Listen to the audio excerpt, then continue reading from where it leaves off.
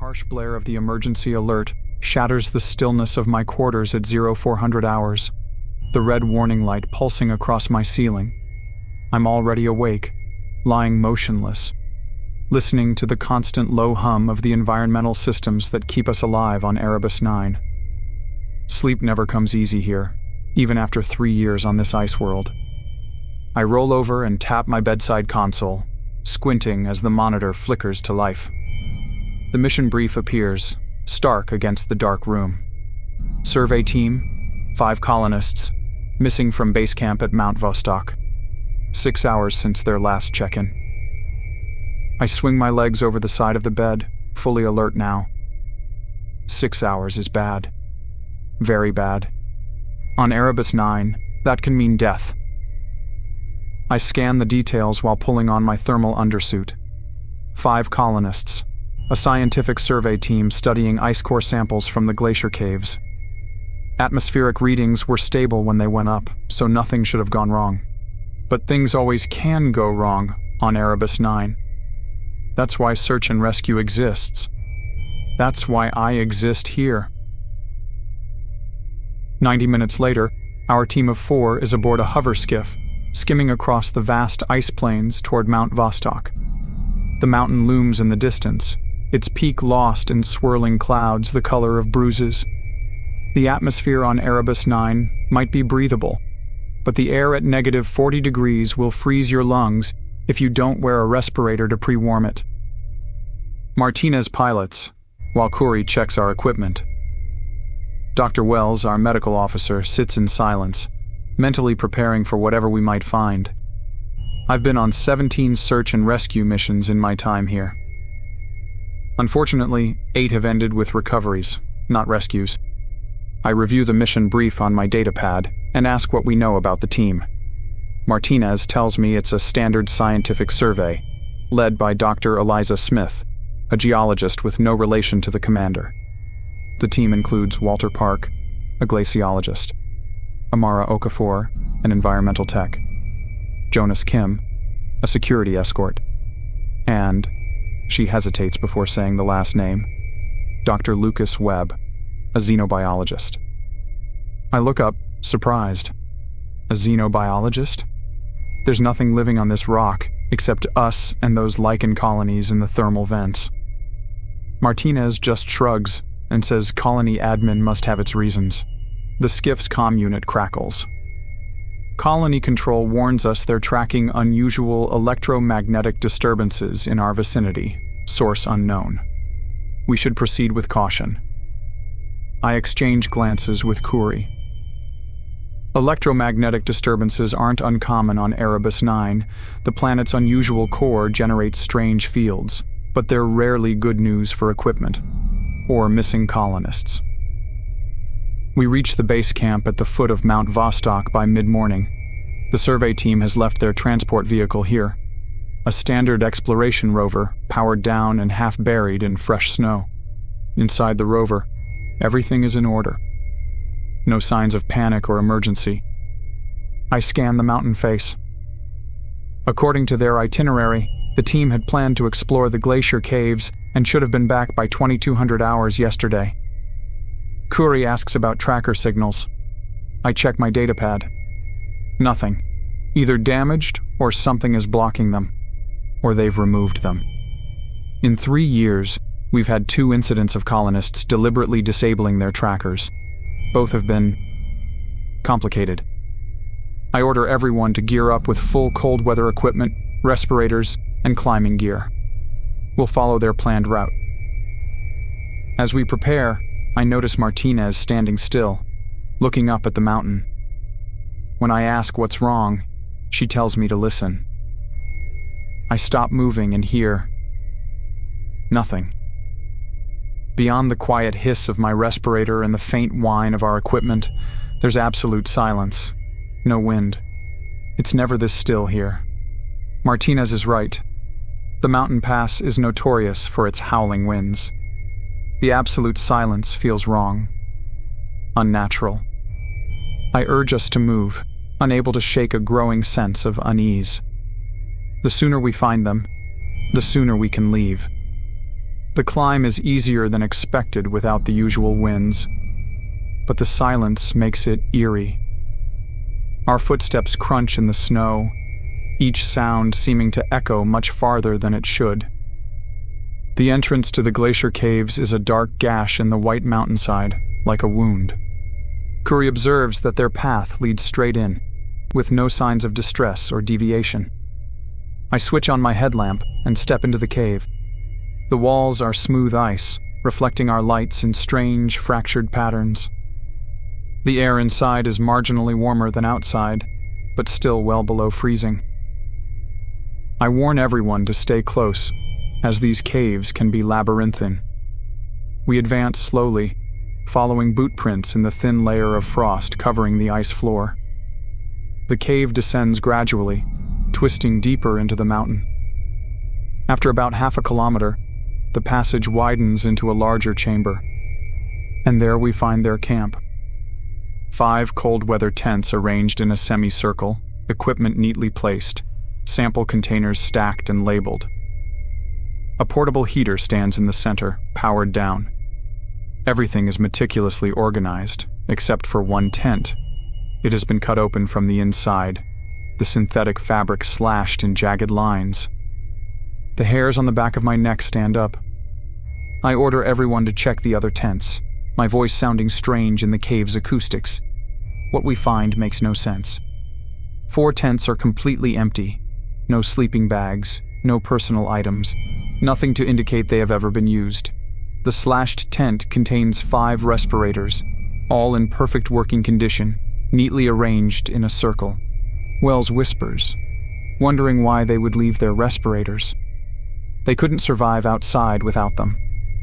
I move to the equipment pile and check the sample containers. All empty. The survey team's comms units are stacked beside them, also neatly arranged. Deliberately left behind. Martinez voices what we're all thinking. It looks ritualistic. I pick up one of the comms units and check its log. The last entry is from Dr. Smith, time-stamped 27 hours ago. We found something. Webb says we need to go deeper. No comms needed where we're going. We have a job to do. I tell the team we need to go deeper into the cave system. Wells questions my decision, pointing out that the missing team has left their respirators behind, which makes no sense.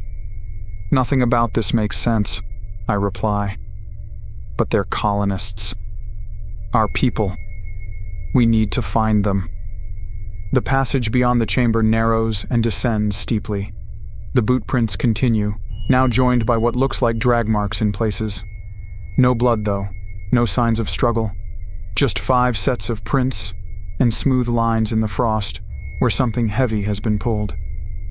Martinez suggests it could be equipment, but she doesn't sound convinced. After another kilometer, the ice walls begin to change. Subtle at first, slight variations in color, a faint bluish tinge. Then more noticeably, patterns in the ice that don't match natural crystallization processes. Kuri breathes that they look like writings, like symbols. I shine my light directly on the wall. The patterns are indeed too regular, too deliberate to be natural. Geometric shapes arranged in repeating sequences, embedded deep within the ice itself. Colony admin did a complete geological and archaeological survey before establishment. There were no signs of previous habitation or civilization. Maybe they missed something, Martinez suggests. Or maybe... She doesn't finish, but she doesn't need to. We're all thinking the same thing. Maybe colony admin knew and didn't tell us. The passage widens again into another chamber, much larger than the first. My headlamp can't reach the far wall or ceiling. We spread out, lights sweeping across the ice floor. Curie spots footprints leading to the center of the chamber, where they simply stop in a perfect circle, as if the 5 team members stood together and then vanished. But they haven't vanished. The ice beneath where they stood is different, slightly darker, slightly less opaque. I kneel down and brush away a thin layer of frost, and look directly into the frozen face of Dr. Eliza Smith, her eyes wide open, staring up at me from beneath the ice. I recoil, nearly falling backward. I shout that I've found them. The others rush over. We clear more of the frost layer, revealing all 5 team members, encased in the ice, arranged in a perfect circle. They're all in the same position, kneeling, heads bowed toward the center of their circle, hands clasped as if in prayer or supplication. Wells whispers that this is impossible. The ice here is ancient. They couldn't be frozen this deep in just a day. I stare at their faces. No signs of distress, no expressions of fear. They look peaceful, reverent. Martinez's voice shakes slightly as she asks what happened to them. Kuri has moved away from us, examining the ice walls. He calls me over. I join him at the wall, where the geometric patterns are more pronounced, more complex. And in the center of one cluster of symbols is a perfectly preserved human handprint, embedded deep in the ancient ice. Kuri quietly tells me that these symbols match the tattoo on Dr. Webb's forearm. He noticed it in Webb's colony file. A chill that has nothing to do with the temperature runs through me. I turn back to look at the frozen figures. Webb is at the center of their circle. I order everyone to check their logs. Check everything. There has to be an explanation. We spread out, examining the chamber more closely. Martinez finds a sample case that was overlooked in our initial shock, half buried in frost near the wall. Inside is a single data drive. I plug it into my datapad. The screen flickers with static before resolving into a video file. Dr. Webb's face fills the screen, his breath fogging in the cold air, his eyes feverishly bright. "We found it," he whispered into the camera. "Just where the signals said it would be. The colony government denied my requests for years, said the signals were just electromagnetic anomalies from the planet's core. Lies. All lies." He turned the camera to show the chamber we were now standing in. But it looked different. The ice walls pulsing with a faint blue luminescence that was now absent. The indigenous species of Erebus-9 didn't die out as we were told. They evolved. They found a way to merge with the ice itself, to exist within it. They've been watching us since we arrived, studying us, and now they want to communicate. The camera turned again, showing the other 4 team members standing in a circle, their expressions a mixture of fear and awe as they stared at something off-camera. Webb's voice continued, growing more intense. Dr. Smith tried to call colony control when we first discovered the signs, but I convinced the team to wait. Control would just cover it up again.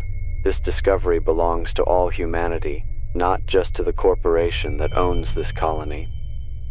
The camera shook as Webb rejoined the others. They're offering us knowledge, understanding, a new form of existence. We've agreed to be the first, the pioneers.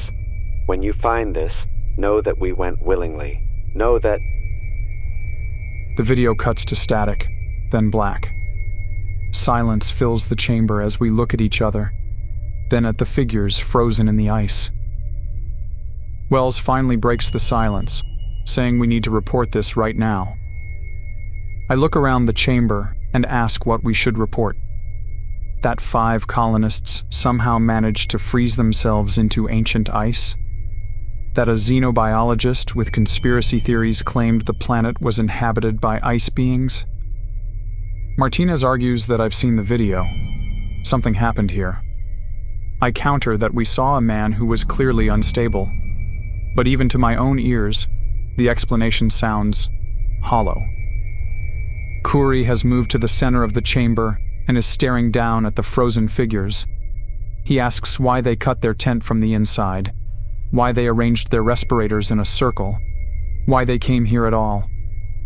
I have no answers. None of us do. Martinez steps closer to me, asking what we should do. If we report exactly what we found, they'll think we're as crazy as Webb. If we don't report it, I take a deep breath. Colony protocol is clear. We'll document everything and retrieve the bodies if possible. But we'll stick to the facts, what we actually saw, not what we think it means. Let command draw their own conclusions. I activate my comm unit, nothing but static. The electromagnetic interference is stronger here. I tell everyone we need to go back to the entrance to establish contact. As we gather our equipment, I take one last look at the chamber. For a moment, just a moment, I think I see a faint blue luminescence pulsing through the patterns on the walls. A trick of the light. Has to be.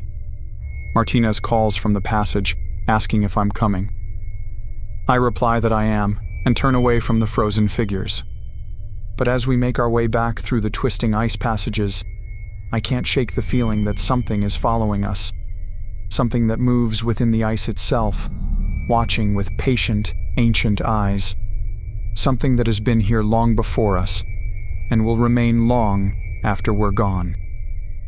And I wonder how long it will be before another team comes looking for us, only to find another set of mysteries, another collection of inexplicable circumstances. How long before they too stare into the ice and see faces looking back?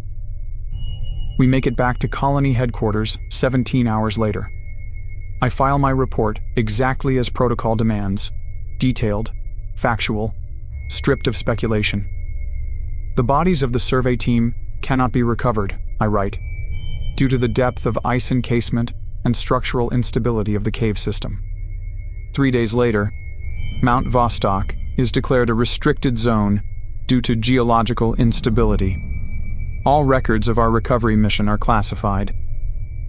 The families of the survey team are told there was a catastrophic equipment failure resulting in a deadly release of toxic gases naturally occurring in the ice caves. I'm reassigned to the Southern Hemisphere facility, thousands of kilometers from Mount Vostok.